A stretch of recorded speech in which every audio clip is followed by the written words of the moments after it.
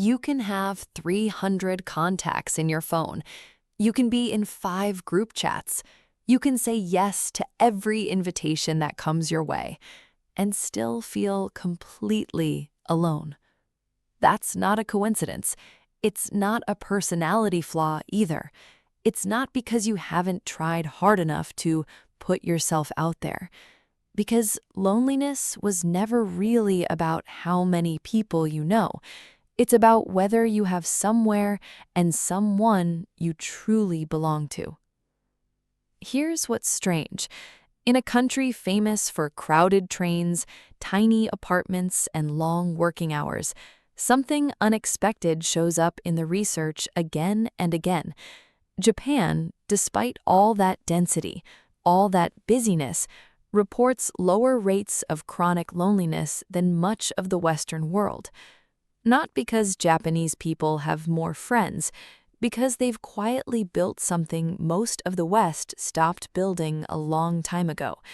A habit, small, repeated, almost invisible if you're not looking for it. And once you see it, you'll wonder how you missed it your whole life. So, what is this habit exactly? You're about to see 9 things, small things, things that don't look like much on the surface.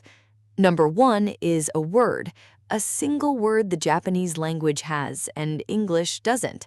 Once you hear it, you'll realize you've been missing the vocabulary for your own feelings your whole life. Somewhere in the middle, there's a ritual. Not a big one, not a retreat, not a support group, something so small most people would walk right past it without noticing. That's number 7, and it's something a lot of you are already doing halfway without knowing why it matters. But save the last one for the end, because that one isn't just another item on a list. It's the habit that makes every other item on this list actually work. Stay until the end, because that last one rewires how you see every relationship you have. Number 1, the missing word. In English, alone and lonely sit right next to each other, almost interchangeable. Say you're spending the evening by yourself, and most people hear lonely before you even explain. That's a problem, because it means every quiet evening, every solo dinner, every walk without company gets quietly filed under the same emotional folder as pain. Japan splits it in 2. There's Kodoku, solitude you chose, time alone that feels peaceful, even nourishing, the kind of quiet you walk into on purpose and walk out of feeling clearer than before. And there's sabishisa, the ache of being cut off, isolation you didn't choose and can't seem to leave. Same circumstance, an empty room, a quiet phone, but 2 completely different emotional realities. And the Japanese language lets you name the difference. English mostly doesn't. Here's why that matters more than it sounds like it should. When you don't have the words for something, you stop noticing the difference. You start treating every quiet moment as a warning sign. Every night alone becomes evidence that something is wrong with you. But Japan cracked something the rest of the world missed. Solitude isn't the enemy. Unchosen isolation is. Once you can tell the 2 apart, something shifts. You stop panicking over an empty evening. You start asking a better question. Not, why am I alone, but did I choose this or did it choose me? That question is where the real habit begins. Number 2, the myth that more is better. In the West, the advice is almost always the same. Feeling lonely? Get out more. Join a club. Download the app. Say yes to that party you don't want to go to. Add people, add events, add noise. So people do. They fill their calendars. They collect acquaintances the way they collect open tabs. Dozens of them, barely used, always there in theory. And the loneliness doesn't move, because volume was never the missing ingredient. In Japan, the pattern looks almost the opposite. Not fewer relationships out of shyness, fewer relationships on purpose. a small, steady handful of people and places, returned to again and again, instead of an ever-expanding circle held together by nothing but good intentions. The neighbor you nod to every morning, the same 3 coworkers you eat lunch with every single week. Depth built from repetition, not from head count. Call it shallow abundance versus quiet depth. 100 surface-level contacts weigh less emotionally than 5 people who actually know your name, your routine, your bad days. Most people never realize this until they try it. You don't need a bigger circle. You need a smaller one you actually return to. That's the shift Japan makes without even talking about it out loud. Number 3. A place with your name on it. Not literally, just understood. The Japanese call it Ibasho. It means, roughly, the place where you're allowed to exist. Not the place you perform in, not the place you impress anyone in, the place where you can just be there, and that's enough.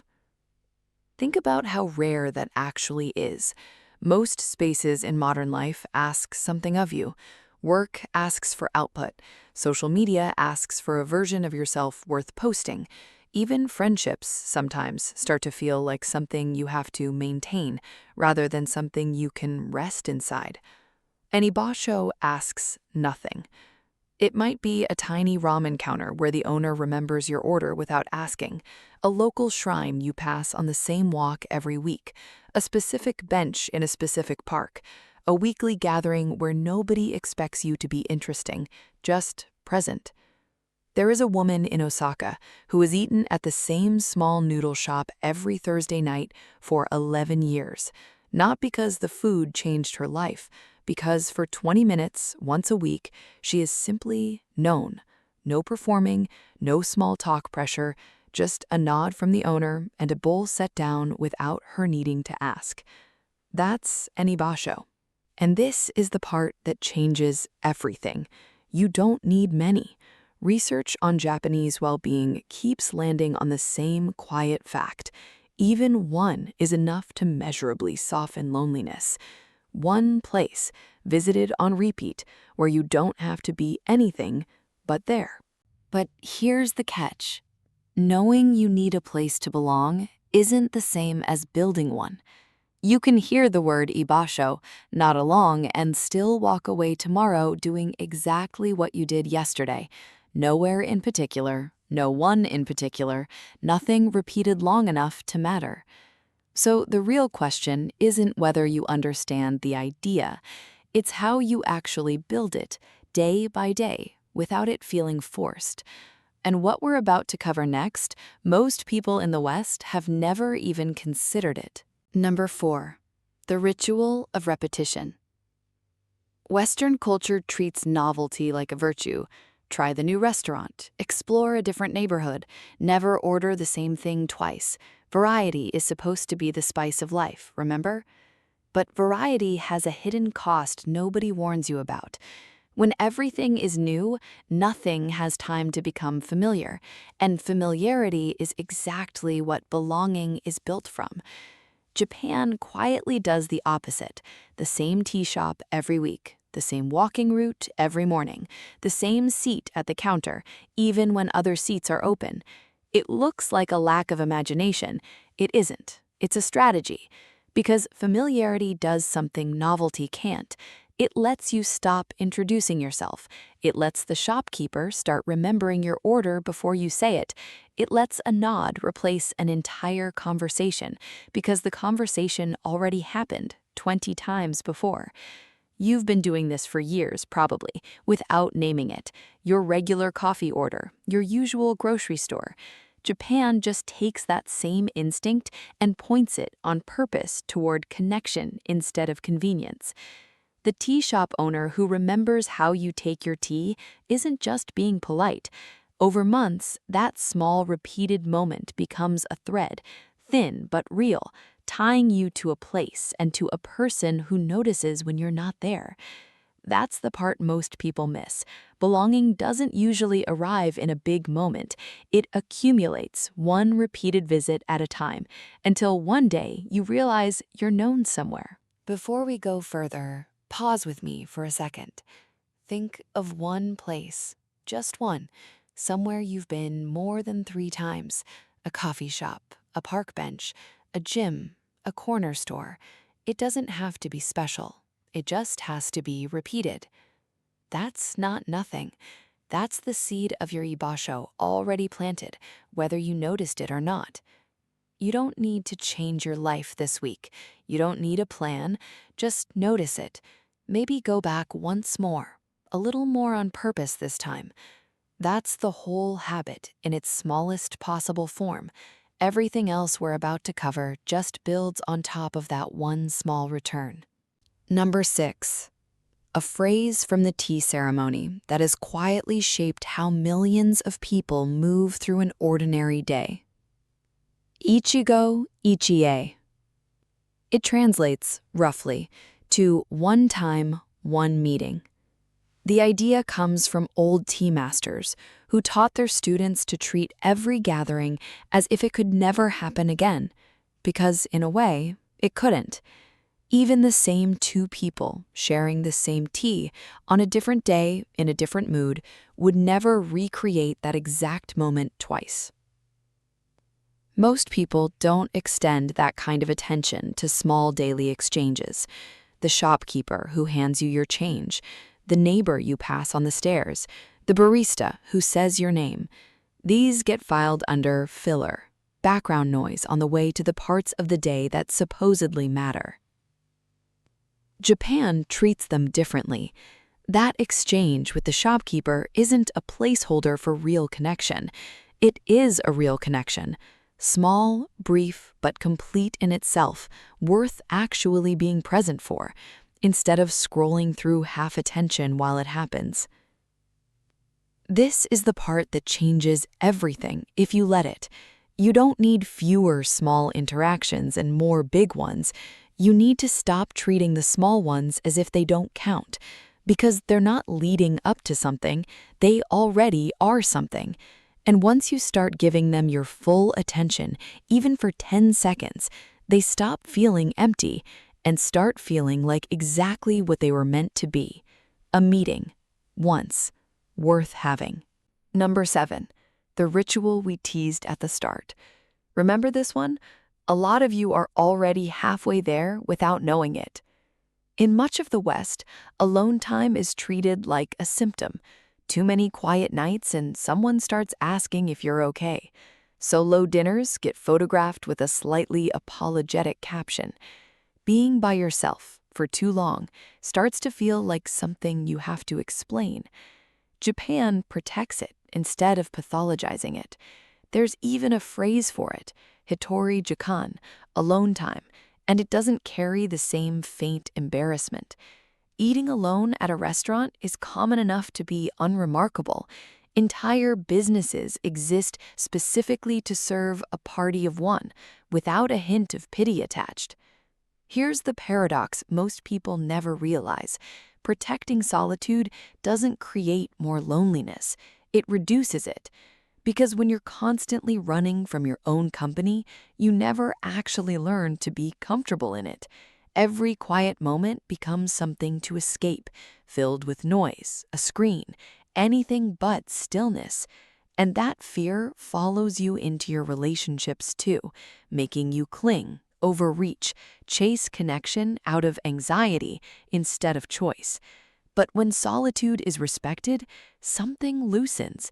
You stop needing constant company to feel okay. And ironically, that's when your relationships get lighter, built from wanting people around, not from being unable to bear being without them. That's hitori jikan, not the absence of connection, the foundation underneath it. We're almost there. 2 left. The next one is a story. Small, ordinary, the kind of thing you'd walk past without a second glance, but save the real one for last. Because it's the quiet habit that ties everything else together. The word, the ibasho, the repetition, all of it. Once you see it, you'll start noticing it everywhere. In your own life, in the parts you've been overlooking. There is a street in a quiet residential pocket of Tokyo where every Sunday morning, a handful of neighbors step outside with brooms and trash bags and spend 20 minutes sweeping the same stretch of pavement they swept the week before. Nobody organizes it with a group chat, nobody signs up. It's just what Sunday morning is on that street, and has been for years. This is chonakai, neighborhood associations that quietly structure daily life across Japan. On paper, they handle small civic things: cleanup days, disaster preparedness, the seasonal festival that closes off the street for an afternoon of lanterns and grilled food. Nothing dramatic, nothing that would make a headline. But underneath the logistics, something else is happening. These aren't deep friendships. Most of these neighbors couldn't tell you much about each other's lives, but they show up on repeat for the same 20 minutes. And that repetition builds a kind of low-effort, low-pressure belonging that doesn't require intimacy to work. Most Western neighborhoods lost this somewhere along the way. Garage doors open and close without anyone speaking. People live 3 feet from each other for a decade and never learn a name. The infrastructure for casual, consistent contact quietly disappeared, replaced by nothing, and nobody noticed until the isolation started to ache. You don't need a formal association to rebuild this. You need one reoccurring point of low-stakes contact with the people around you. A wave, a shared task, a regular 5 minutes. That's the part the rest of the world missed. Community was never built from big gestures. It was built from small ones, repeated until they became structure. Here it is, the one we told you to save for last. Look back at everything so far. The word for solitude, the small circle over the big one, the Ibasho, the repetition, the tiny exchanges treated as real, the protected alone time, the neighbors sweeping the same street. Different shapes, same skeleton underneath. One reoccurring point of contact, chosen, returned to, not because it's deep, not because it's exciting, just because it's there, again and again, until it becomes something you can lean on without thinking about it. That's the whole habit, not a personality change, not a bigger social life. One thread held onto consistently, instead of 1,000 threads never followed up on. And here's why it changes everything, including the very first idea we opened with. Remember Kodoku and sabishisa? Chosen solitude versus painful isolation. The difference between them was never really about how much time you spend alone. It's about whether you have an anchor to return to. With one, just one reoccurring place, person, or ritual, solitude stops feeling like proof that you're forgotten. An evening alone becomes kodoku, peaceful, because you know Thursday brings the noodle shop, or Sunday brings the street, or tomorrow brings the same coffee order at the same counter with someone who'll notice your face. Without that anchor, even a full calendar can feel like sabishisa, isolation dressed up as busyness. This is the part most people never realize until they build it for themselves. You don't need to overhaul your life. You need one repeated thread, and everything else on this list, every habit we've covered, exists to help you find it, protect it, and keep returning to it. So here's what Japan seems to have quietly understood, long before anyone gave it a name. Loneliness was never solved by adding more people. Not more contacts, not more events, not a fuller calendar. It was solved by something much smaller. The same tea shop, the same street, the same seat at the counter, returned to on purpose, week after week.